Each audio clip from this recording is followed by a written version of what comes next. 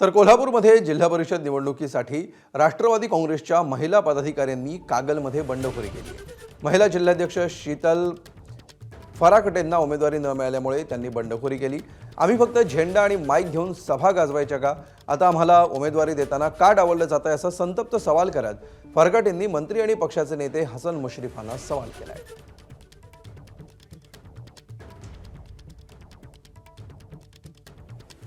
की फक्त आम्ही झेंडा घ्यायचा, माईक घ्यायचा आणि सभा गाजवायच्या एवढंच आमचं काम आहे का?